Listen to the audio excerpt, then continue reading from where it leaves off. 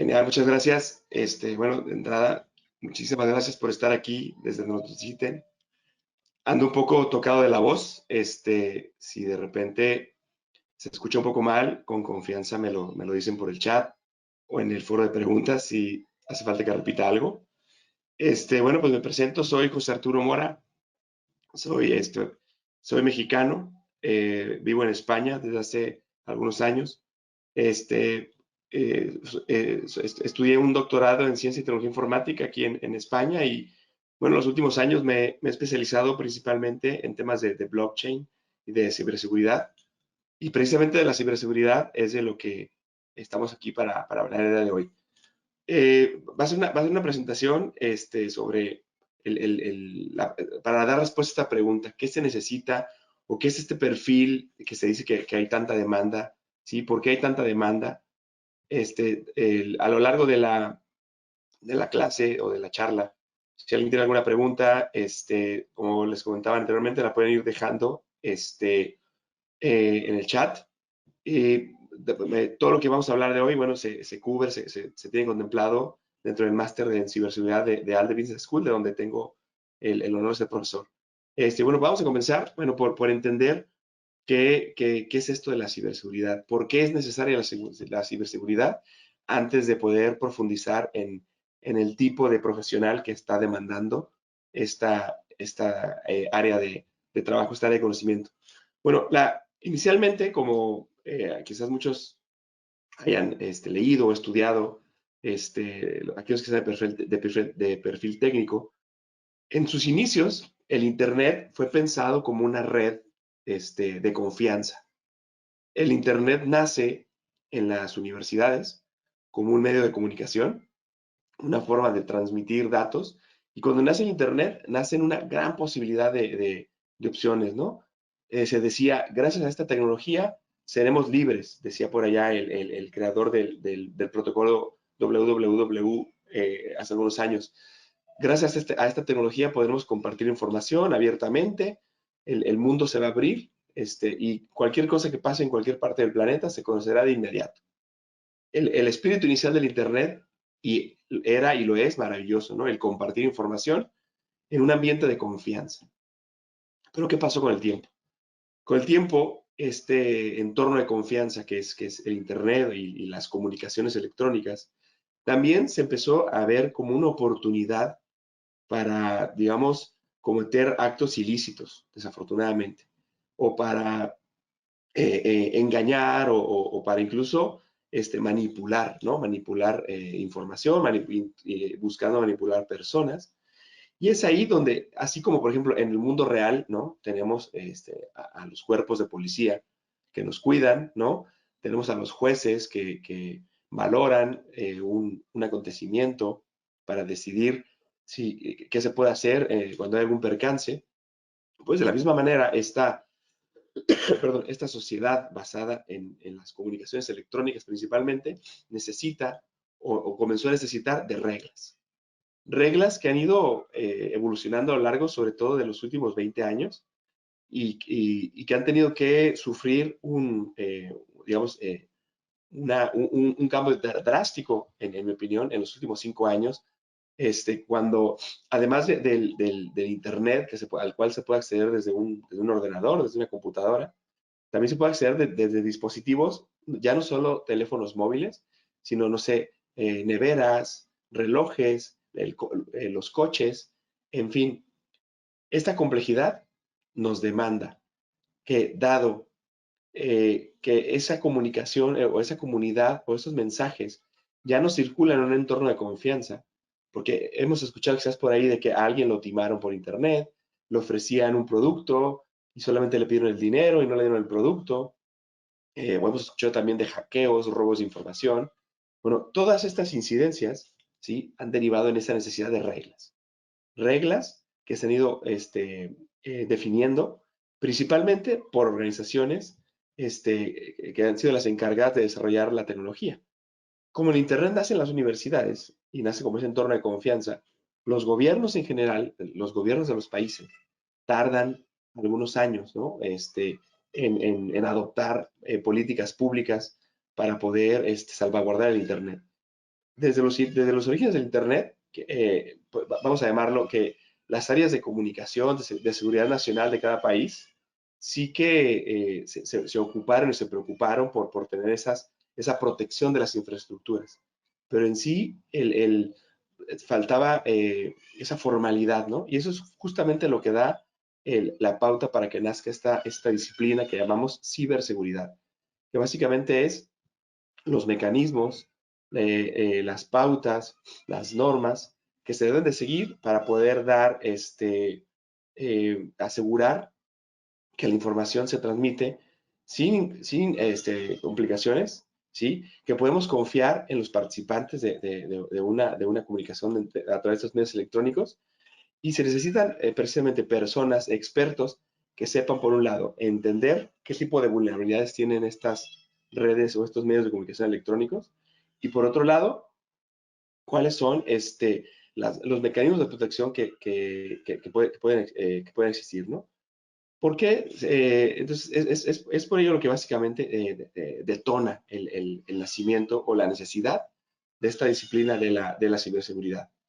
Junto con la ciberseguridad tenemos otro concepto que es la ciberinteligencia, ¿sí? La ciberseguridad, por un lado, busca proteger.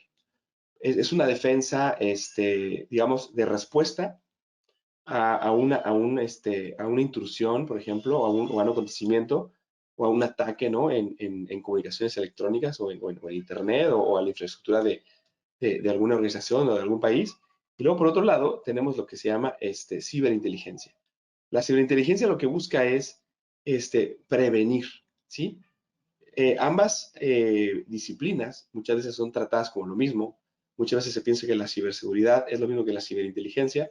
Sin embargo, son dos disciplinas diferentes pero que se compaginan entre sí.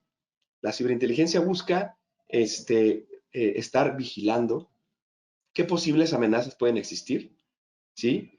Que puedan hacer sufrir o de un ataque principalmente a una infraestructura, ya sea a una infraestructura física, por ejemplo, a una planta eléctrica, a una planta nuclear, o físicamente a servidores, o también qué tipo de ataques pueden sufrir de manera electrónica las comunicaciones o las infraestructuras de comunicaciones. La ciberinteligencia entonces busca adelantarse, ¿no? Es algo así como un trabajo de detectives que se suele hacer para poder vislumbrar qué puede pasar. Entonces, estas dos disciplinas que han ido naciendo, han ido evolucionando, han ido adoptando muchas prácticas, ¿sí? Vamos a llamarle de la industria, voy a llamarle tradicional, al hecho de aquella industria que nació justo antes del Internet, ¿no? En cualquier proceso industrial siempre ha habido un proceso de vigilancia, no sé, por ejemplo, si vamos a producir vehículos, hay un proceso de vigilancia de que el proceso de construcción del vehículo sea seguro, ¿sí? Si va a haber un fallo, poder prevenirlo. No sé, por ejemplo, en la distribución, en la logística, por ejemplo, de alimentos, también hay protocolos, por ejemplo, para evitar que, no sé, que los alimentos se pierdan, se descompongan. Pues esa cultura de prevención es justamente lo que viene a adoptar esto que estamos llamando ciberinteligencia. Entonces, hasta aquí es un poco el contexto del por qué es necesario la incursión de estas disciplinas, de la ciberseguridad y de la inteligencia. Y es principalmente por lo que dijimos al principio. Esas comunicaciones que nacen en un entorno de confianza, con el tiempo, podemos decirlo de cierta forma, se corrompen. De tal forma que se necesitan mecanismos, herramientas, protocolos, estándares que permitan gobernar, ¿sí? Y controlar y salvaguardar que todas estas comunicaciones se lleven a cabo de manera segura y confiable. ¿Sí? Hasta aquí un poco el contexto. Ahora, ¿cuál es el tipo de profesional que está demandando el ámbito de la inteligencia, que es lo que nos trae el día de hoy a este webinar? Digamos que si ahora mismo buscamos, normalmente, no sé, cuando queremos especializarnos en algo, ¿no? Somos más jovencitos y estamos pensando en qué estudiar, buscamos una profesión, ¿no? O sea, hasta hace unos años no existía, digamos, o no existe quizás todavía muy formalmente una profesión o una carrera, ¿no? Una licenciatura que se llame, no sé, ingeniero en ciberinteligencia o licenciado en ciberinteligencia, dado que es una disciplina compleja. ¿Por qué compleja? Tanto la ciberseguridad como la ciberinteligencia no se refiere únicamente a aspectos técnicos. Muchas veces cuando pensamos en ciberseguridad, estamos pensando que debemos de tener herramientas en nuestro ordenador para defendernos de los hackers, ¿no? Y estamos pensando que esos atacantes, no sé, son personas por ahí en un cuarto oscuro, programando scripts, ¿no? Dañinos para mandarnos un virus o tirar una página web. O sea, sí tiene que ver con eso, pero también tiene que ver con, por ejemplo, temas de política, de protección de datos. Y en esto voy a andar ahora mismo.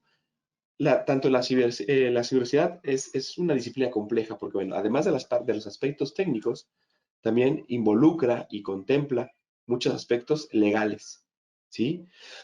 Es importante que un experto en ciberseguridad, es verdad, debe de tener conocimiento de herramientas tecnológicas, ¿sí? Debe de tener conocimiento de cómo funciona la tecnología, cómo operan esos protocolos que hacen posible, por ejemplo, esta llamada, ¿no? Esta sesión en vivo, donde yo estoy aquí en España, ustedes están cada uno en sus lugares de residencia, me están escuchando, ¿sí? Y realmente, bueno, pues estamos aquí de manera tranquila, segura, fiable, están recibiendo el audio, el video. Bueno, hay que entender cómo funcionan esos protocolos de manera técnica, sí, pero también hay que entender qué impacto tienen estos problemas, estas incidencias de ciberseguridad en la sociedad. Y para ello, también un experto en ciberseguridad necesita entender de leyes, necesita entender en el contexto en el que se va a mover. Por ejemplo, un experto de ciberseguridad en el sector automotriz, por ejemplo, tiene que entender qué normativas debe de cumplir, cuáles son las reglas a las que se debe de ceñir. Un experto en seguridad, por ejemplo, que trabaje, digamos, en la policía, también debe de tener conocimiento de otras leyes que se aplican, ¿sí? Una ley, por ejemplo, que aplica a cualquier ámbito de la ciberseguridad es la ley de protección de datos. Sobre todo cuando estamos trabajando en ciberseguridad, manejamos información muy sensible, que dependiendo del país donde vivamos, dependiendo de las personas a las que queramos proteger, tendremos una legislación u otra. Unas más abiertas, otras más cerradas. Por ejemplo, perdón, de las legislaciones más, vamos a ver, sólidas, ¿no? que hay en el mundo en protección de datos, están las leyes de protección de datos de la Unión Europea, que protegen a las personas al nivel de que, por ejemplo, en países como Alemania se ha prohibido el paso de los coches de Google para generar vistas de Google Street View para proteger a sus ciudadanos, ¿no? O como, por ejemplo, residentes o ciudadanos de la Unión Europea que utilicen redes sociales como, por ejemplo, como Facebook o como TikTok o como Instagram, deben de tener unas políticas específicas para los ciudadanos o residentes de la Unión Europea precisamente para salvaguardar y asegurar la integridad de sus datos personales que comparten. Entonces ya tenemos dos aspectos que añaden esa complejidad al experto en ciberseguridad. Por un lado, los aspectos técnicos, ¿sí? Sí debes de saber de redes, debes de saber de protocolos, cómo operan los protocolos, cuáles son los puntos fuertes y débiles de los protocolos de comunicación. Además, debes de saber de temas legales, ¿sí? Bajo qué marco legal se va a mover tu trabajo como experto en ciberseguridad, qué normativas o qué estándares debes de seguir, ¿sí? Y eso va principalmente definido a la industria a la cual vayas a aplicar la ciberseguridad. Digamos que a nivel mundial, ¿sí? Así como, por ejemplo, existen normas ISO, ¿no? Para los procesos de producción o de manufactura, no existe como tal una normativa global que cubra todo lo ciberseguridad. Sí que existen marcos de trabajo, ¿sí? Como por ejemplo COVID o como por ejemplo ITIL a nivel de procesos, ¿sí? Que se suelen utilizar mucho en la industria, que tienen sus apartados de ciberseguridad, ¿no? Por ejemplo, también empresas financieras tienen también que cumplir con estándares. Por ejemplo, cualquier empresa que cotice en mercados internacionales como la Bolsa de Nueva York, debe de tener una serie de pautas para asegurarse, por ejemplo, de que sus registros financieros estén almacenados de manera segura, tengan réplicas, sean públicos. Todo ese tipo de normativa, bueno, son cosas que también un experto en ciberseguridad debe de conocer. ¿Qué otro aspecto debe qué otra cualidad debe de tener un experto en ciberseguridad? También debe tener un conjunto de cualidades, vamos a llamarle humanas, ¿sí? O habilidades blandas o soft skills, como también se les suele llamar. Una de ellas, para mí, y que es muy importante, es un experto en ciberseguridad debe de ser una persona ética. Ética porque vas a tener como experto en ciberseguridad en tu poder, ¿no? En tus manos, mucha información. Vas a tener acceso perdón, a temas delicados, ¿no? De una empresa, de un gobierno, de las personas. Entonces, debes de ser muy ético y muy profesional al manejar eso, ¿no? Debes de ser también un experto en ciberseguridad, debe de ser una persona muy paciente. Muy paciente porque, sobre todo cuando estás a cargo de un área de ciberseguridad y tienes que atender una respuesta a un ataque, tienes que ser muy paciente para poder escuchar, entender, analizar, ¿sí? ¿Qué es lo que pasó? ¿Sí? ¿Qué es lo que ha pasado? Un experto en ciberseguridad debe tener esa capacidad de mantener la calma, ¿sí? De abrir los ojos, de ser muy perspicaz. Debe de ser un experto en ciberseguridad, en estas habilidades blandas, muy orientada al detalle, ¿no? Para poder ser capaz de identificar esas pequeñas puertas que se pueden dejar abiertas o esos pequeños detalles que pueden dar pie a una vulnerabilidad. Hay un experto en ciberseguridad, hablando de habilidades blandas y personales, debe de ser una persona muy disciplinada.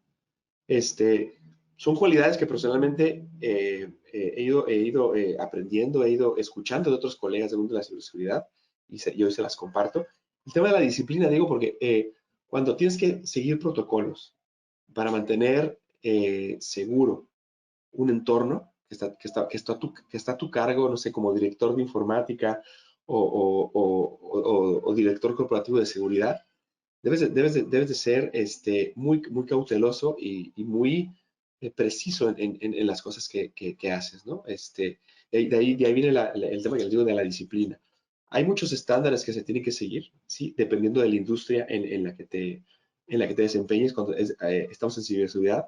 Personalmente he trabajado en el sector bancario, donde, por ejemplo, hay pautas muy estrictas por ejemplo, la manera en la que se tienen que guardar los registros históricos de transacciones electrónicas.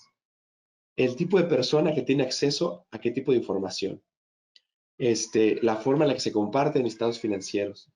Hay un protocolo que se tiene que seguir al pie de la letra y ahí es donde digo que entra la parte de la disciplina que debe tener un experto en ciberseguridad. Hablando también, volviendo a otro tipo de habilidades que se pueden aprender, muchas de estas habilidades se van fomentando dentro del máster en ciberseguridad que tenemos en EALDE Business School en cada una de las clases. En cada una de las clases se van aprendiendo conceptos técnicos, se van aprendiendo todos aquellos conocimientos que deben de tener como expertos en ciberseguridad y cada profesor pues, va compartiendo su propia experiencia, va intentando impregnar esos también habilidades blandas, esos valores que un experto necesita, y que, bueno, en general cualquier profesional lo debe requerir, ¿no? Otra parte también bien interesante de la ciberseguridad, y ahora me voy a enfocar hacia la parte de la ciberinteligencia. Esta parte de la ciberinteligencia tiene una herramienta muy, muy, muy interesante, que es la inteligencia de fuentes abiertas. Se le suele denominar OSINT, es su acrónimo en inglés de Open Source Intelligence. Y algo menciona a esto de los OSINT, porque el conocimiento de estas herramientas es una habilidad muy importante para los expertos en ciberseguridad, sobre todo al momento de prevención, ¿no? Al momento de poder vislumbrar posibles amenazas.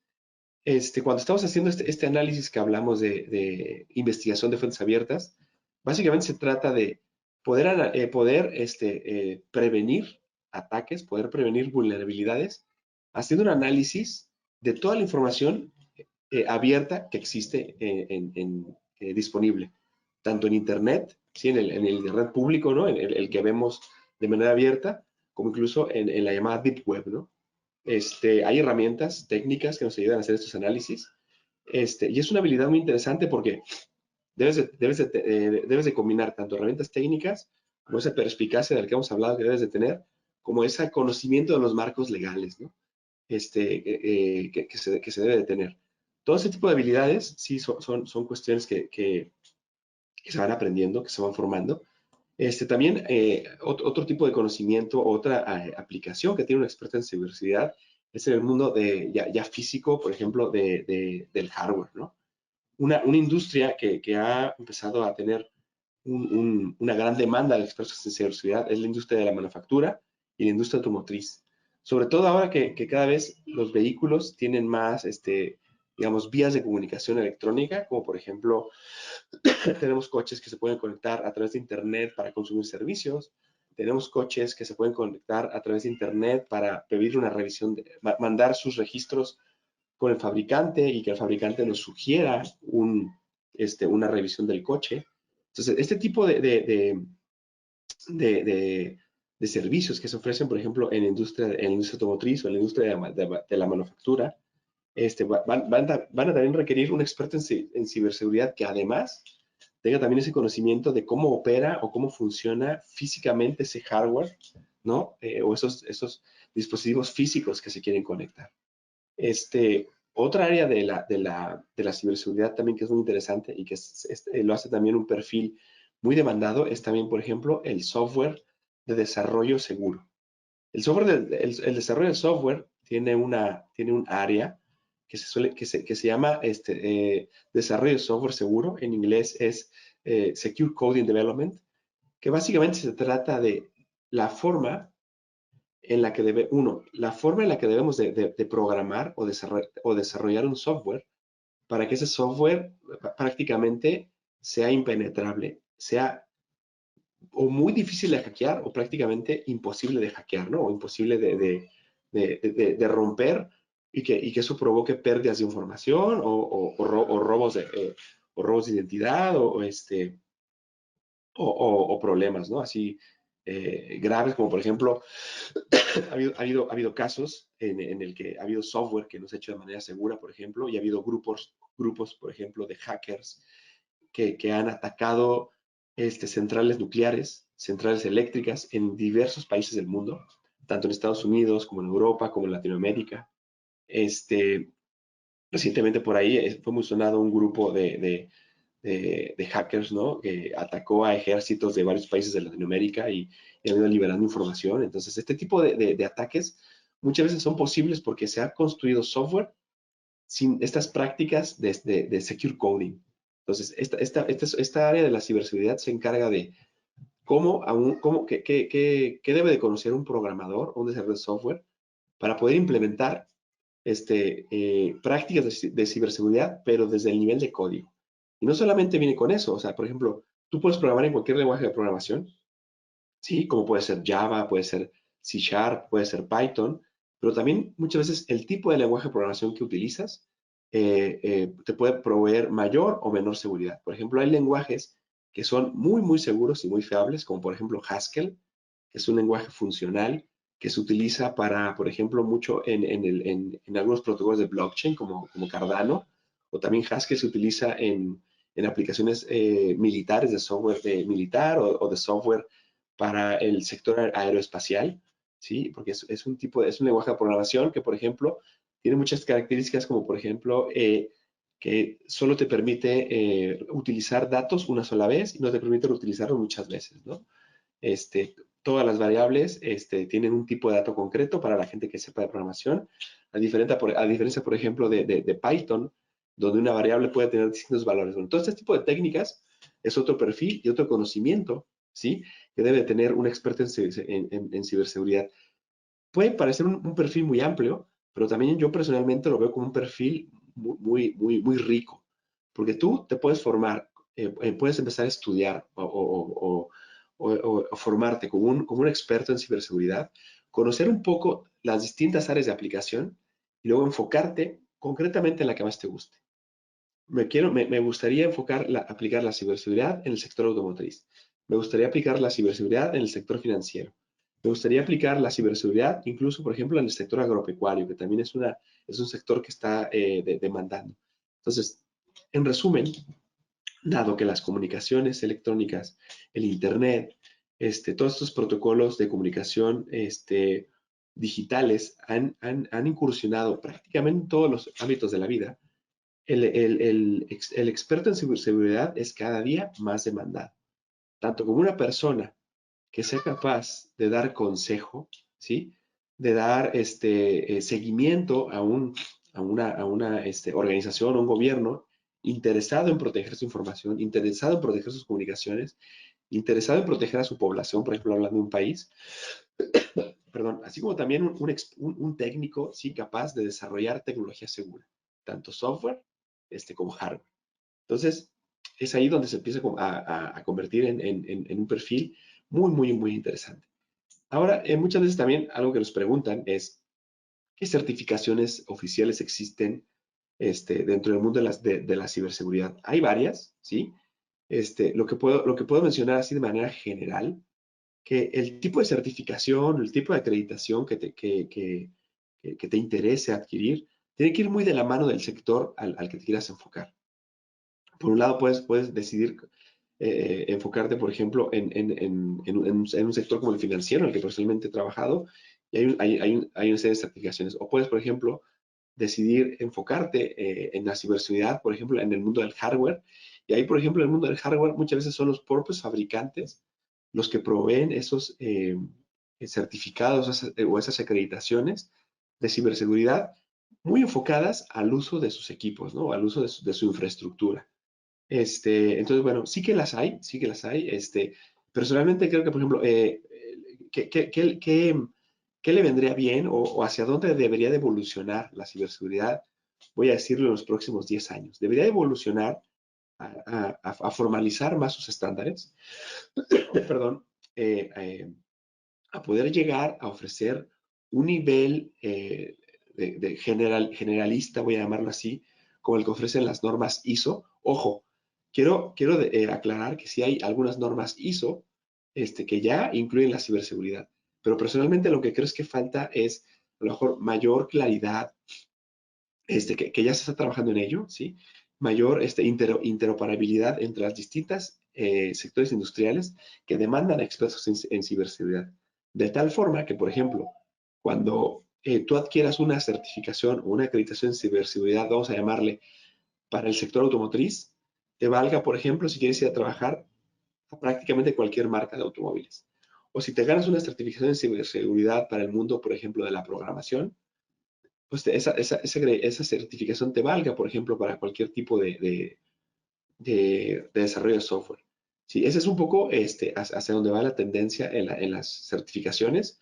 De manera general, ahora mismo, digo, no quisiera así como sesgar, ¿no? U orientar hacia una certificación en particular, pero solamente les menciono que sí que las hay, y van principalmente orientadas por el sector industrial en donde queramos aplicar la ciberseguridad. Y bueno, para dar ya un paso, y una disculpa otra vez porque les digo, llevo algunos días con la garganta un poco mal. Afortunadamente he tenido más voz hoy y estoy con el agrado de compartir con ustedes esta sesión. Y antes de pasar a la parte de preguntas abiertas, vamos a hacer un poco un cierre, un resumen de lo que hemos hablado hasta ahora. Entonces, bueno, comenzamos diciendo que la ciberseguridad es una disciplina que nace en los últimos años con más auge. Personalmente creo que en los últimos 15, 20 años, debido a esa disrupción de las comunicaciones electrónicas en todos los aspectos y debido a esa, digamos, variedad de dispositivos o de mecanismos con los que contamos para conectarnos y para comunicarnos, desde teléfonos celulares, ordenadores o incluso dispositivos electrodomésticos como, no sé, lavadoras, neveras, aspiradores inteligentes que se conectan a la red, ¿no? Altavoces inteligentes, todo este tipo de dispositivos ha demandado, ha requerido el nacimiento de esa disciplina que lo rija y que lo ayuda a mantenerse a salvo. Esta disciplina es la ciberseguridad, que en conjunto con la ciberinteligencia nos dota de los mecanismos, de las herramientas, de los protocolos, de los estándares, para poder asegurar que esas comunicaciones sean fiables, ¿sí? Y digamos, básicamente el mensaje que va de un emisor a un receptor llegue precisamente a quien debe de llegar y la persona que manda el mensaje sea realmente quien debe de ser, ¿no? Y bueno, por último también mencionamos que los conocimientos que necesita un experto en ciberseguridad son diversos. Desde conocimientos muy técnicos como el saber cómo funciona un protocolo o cómo funciona internamente un hardware, hasta conocimientos menos técnicos como por ejemplo aspectos legales, ¿sí? Marcos jurídicos bajo los cuales puedes actuar y que te limitan o te marcan qué puedes hacer y qué no puedes hacer dentro de la legalidad. Y también hablamos sobre aquellos aspectos o aquellas habilidades blandas o aquellas soft skills que requiere un experto en ciberseguridad, como dijimos, la ética, la paciencia, la perspicacia, el interés, la atención al detalle, ¿no? La disciplina, todo ese tipo de habilidades que, bueno, muchas ya las podemos tener nosotros, ¿no? De nacimiento, por decirlo así.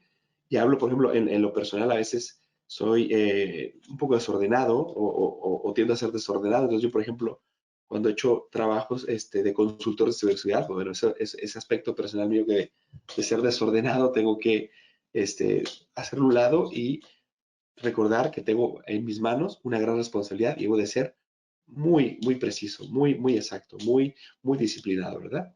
Y bueno, pues hasta aquí un poco así en general, este contexto de qué es lo que necesita, perdón, o cuáles son las habilidades que debe tener un experto en ciberseguridad. Y voy a pasar a revisar la parte de preguntas. Sí, bueno, nos preguntaba por aquí hace un momento, discúlpame, eh, Josael David. No, en esta ocasión no tenemos ninguna presentación para la charla. Bueno, sí, era más esta parte de diálogo.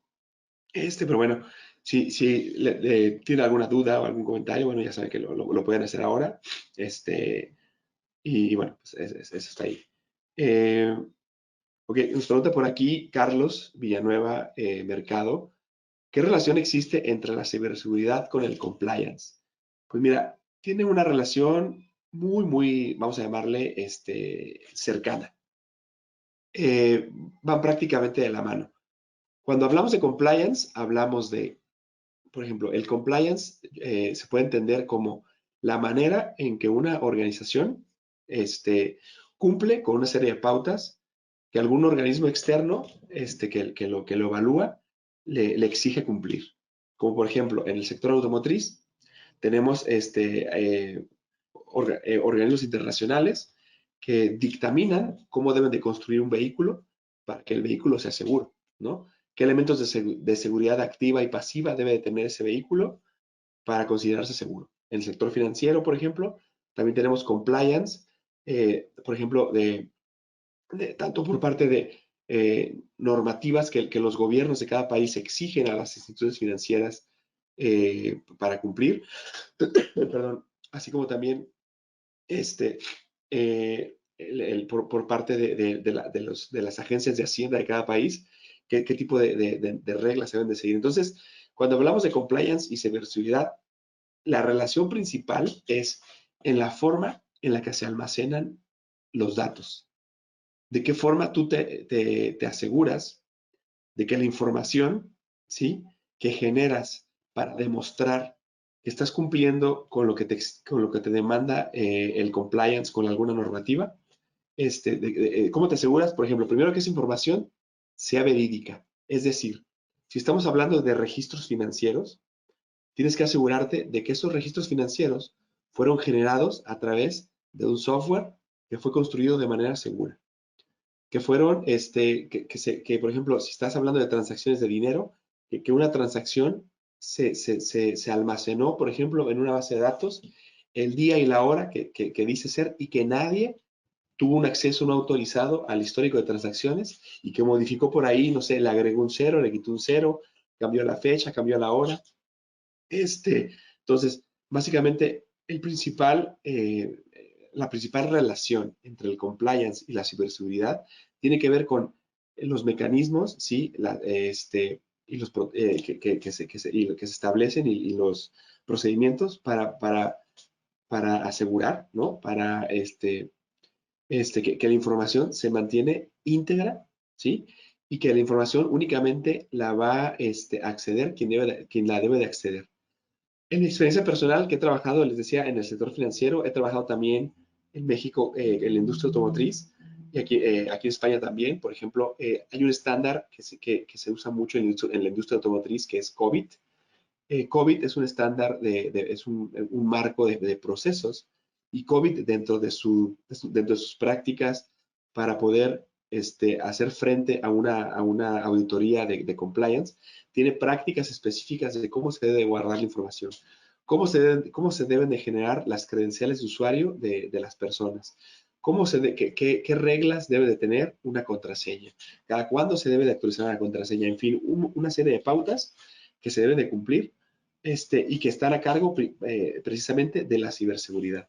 Muchas veces estas responsabilidades se le atañen a los departamentos de informática de las organizaciones. Si es verdad que los departamentos de informática son y siempre van a ser muy importantes, al día de hoy la ciberseguridad está en un punto en el que ya muchas empresas han reconocido la necesidad de tener un ejecutivo a nivel directivo que se encargue solo de la ciberseguridad, ¿no? De ahí viene un puesto que en inglés se le llama Chief Information Officer, ¿no? O Chief Information Security Officer también. En español se dice CISO, ¿no? Entonces, porque realmente es ese rol que debe estar a cargo y ser responsable de que las pautas de ciberseguridad se implementen de manera adecuada. Entonces, espero haber respondido a tu pregunta, Carlos. Por aquí, más saludos por aquí, Rodolfo Cabrera desde la Ciudad de México. Otra pregunta por aquí de Armando Melcarejo.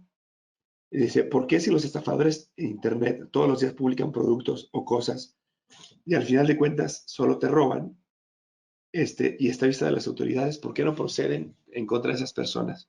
Pues mira, ay, perdónenme, esto depende mucho de cada país, Armando.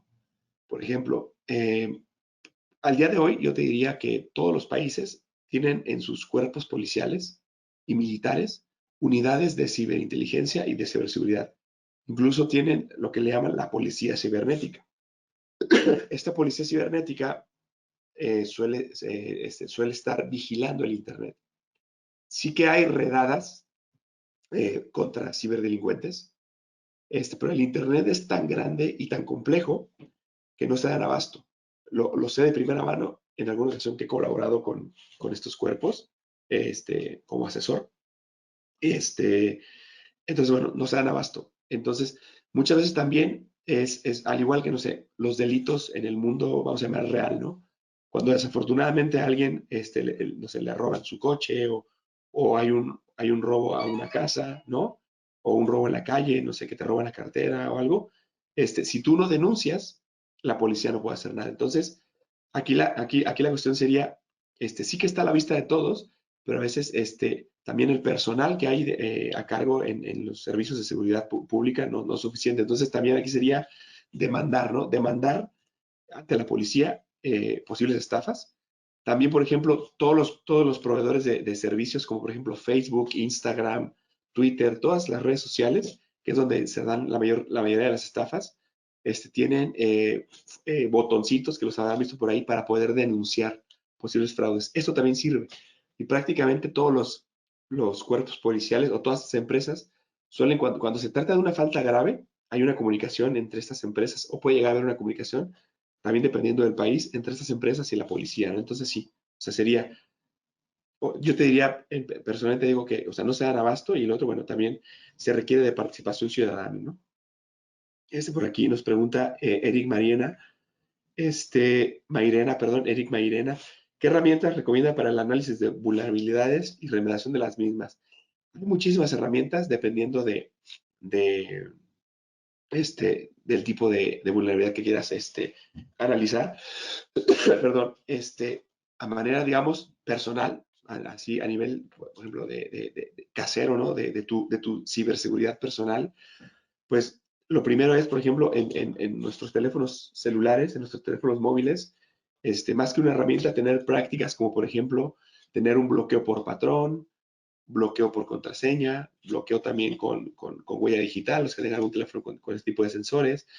En cuanto a herramientas, hay muchas herramientas que permiten, por ejemplo, el análisis de tráfico en la red. Hay de muchas marcas, ¿sí? De muchos fabricantes. Pero bueno, yo creo que a raíz de esta pregunta podríamos a lo mejor pensar en un futuro en dar una masterclass, una charla sobre concretamente herramientas. Pero bueno, al final te digo, dependen muchas, pero básicamente son herramientas que te permiten analizar tráfico en red, ¿sí? Para poder identificar vulnerabilidades. Incluso también un antivirus como tal es también una herramienta, ¿no? Aquí, bueno, son muchísimas. Y la remediación principal, pues es eso, es estar alerta, estar atento de posibles ataques, ¿no? Y sobre todo, sistemas operativos, mantenerlos actualizados, contraseñas que sean seguras, ¿no? Este son tipo de acciones que podemos hacer. Ese está ahí un poco, digo, así brevemente lo que te puedo compartir, Eric. Vamos a ver si por aquí llegaron algunas preguntas. Ok, por aquí Richard Álvarez, estás en el máster de gestión de riesgos, ¿qué tal?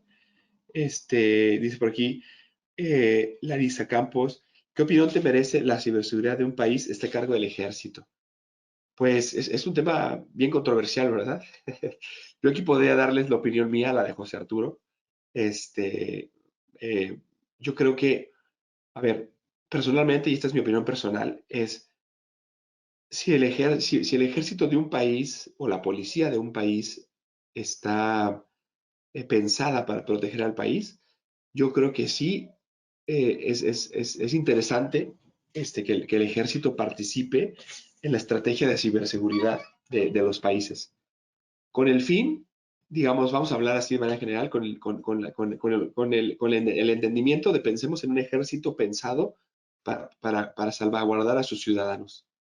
¿Ok? Hasta ahí yo creo que hasta ahí está bastante bien. Si bien también hay muchas historias, ¿no? Que por ahí leemos de algunos países en los que los ejércitos han empleado, digamos, el control de la ciberseguridad para bloquear, ¿no?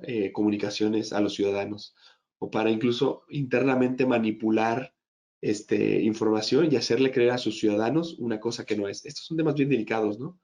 Pero bueno, yo diría que, a ver, sí deben de ser los ejércitos. Personalmente creo que el ejército de un país sí debe de participar en la ciberseguridad, pero no debería de depender totalmente del ejército. Yo creo que la ciberseguridad de un país debe de depender tanto de las fuerzas de seguridad como el ejército, la policía, pero también debe de haber una participación ciudadana. Debería de haber también organizaciones sin ánimo de lucro, ¿sí? Hechas, eh, conformadas por ciudadanos que también se dediquen a analizar, a salvaguardar la seguridad informática, ¿no? Hay por ahí varias iniciativas en distintos países, como por ejemplo estas organizaciones sin ánimo de lucro que luchan contra las noticias falsas o los fake news, que se le llama, que son grupos de periodistas, grupos de activistas, gente que se dedica a la informática, ¿no? Para, por ejemplo, se te ponen un video no sé, de un presidente de cualquier país lanzando una amenaza de guerra contra otro país, ¿no? Y luego tienes ahí al experto en visión artificial diciendo, ¿sabes qué? Esto es un video falso, que se hizo con un algoritmo, con una librería de estas tan modernas, como Wall-E, ¿no? Que está muy en auge últimamente, entonces no es un video real, ¿no? Entonces, yo digo, eso, debería de ser, pues sí, un esfuerzo conjunto, ¿no? Tanto del gobierno, como de la sociedad, ¿no? Es lo que te puedo comentar, Larisa.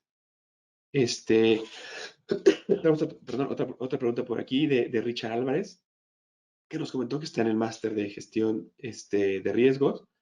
Dice, la normativa de cada país varía, así es. Lo que no varía es la ingenuidad de las personas. Por buscar lo más económico se caen los estafadores. Pues sí, Richard, estoy de acuerdo contigo. Muchas veces hay estafas, ¿no? Y hay estafas también súper, súper profesionales. Yo, por ejemplo, llevo como 2 semanas recibiendo en mi correo electrónico personal de Gmail, correos donde supuestamente tiendas donde yo iba a comprar, no sé, por ejemplo, cuando vivía en México compraba, no sé, en Walmart, compraba en Costco, compraba en Sam's, estas tiendas estas tiendas de centros comerciales. Entonces me están llegando correos como si la tienda me mandara una promoción, pero son correos muy bien hechos, ¿no? O sea, entonces ahí no necesariamente me están ofreciendo algo barato, sino que a lo mejor y más que de la ingenuidad, Richard, yo te diría, yo creo que también es de cómo nosotros como personas confiamos en las marcas, ¿no? Si me manda un correo mi banco, no sé, o me manda un correo el centro comercial al que siempre voy, oye, pues me voy a lo mejor de primera mano me confío, ¿no? Entonces, ahí también hay que tener cuidado, ¿no? Con ese tipo de cosas. Y bueno, vamos a ver si hay alguna otra pregunta. Bueno, por aquí vamos a hacer un par de preguntas más. ¿Qué mecanismo podría aplicarse de seguridad en la industria automotriz? Bueno, de la industria automotriz ya mencionamos algunas. Mira, en la industria alimentaria nos pregunta José Antonio Hugo,